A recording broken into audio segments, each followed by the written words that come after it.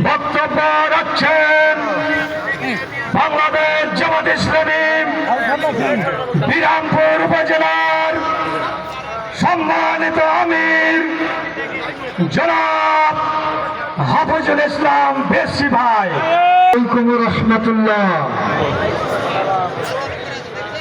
আজকের এই জনসমাবেশের সম্মানিত সভাপতি, সম্মানিত প্রধান বক্তা, সম্মানিত প্রধান অতিথি সহ মঞ্চে উপবিষ্ট অন্যান্য নেতৃবৃন্দ এবং আমার সামনে অবস্থিত প্রিয় ভাই ও বোনেরা, সকলের প্রতি আন্তরিক মোবারকবাদ।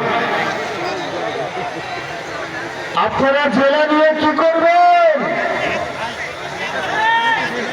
জেলা দিয়ে এখানে দালাল তৈরি হবে। দিনাজপুরের লোকেরা জিলাপি ছাড়া ভোট দেয় না, এই কথাগুলো বলেছেন ধানের শীষ মার্কার প্রার্থী জাহিদ হোসেন সাহেব। এই কথাগুলো যখন বলেছিলেন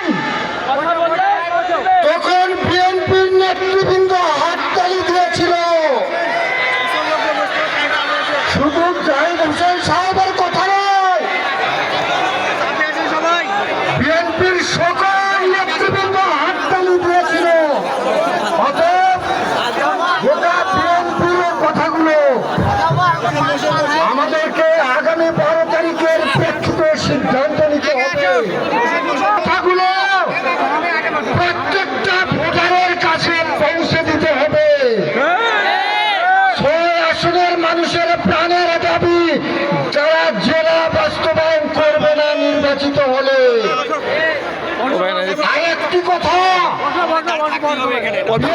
যত সমাবেশ হচ্ছে কোন সমাবেশে তারা বলে আমরা নির্বাচিত হলে চাঁদাবাজি করব না, আমরা টেন্ডারবাজি করব না, আমরা সন্ত্রাসবাদ করব না, আমরা দুর্নীতি করব না, আমরা মা বোনদের ধর্ষণ বা ইজ্জত লুণ্ঠন করব না।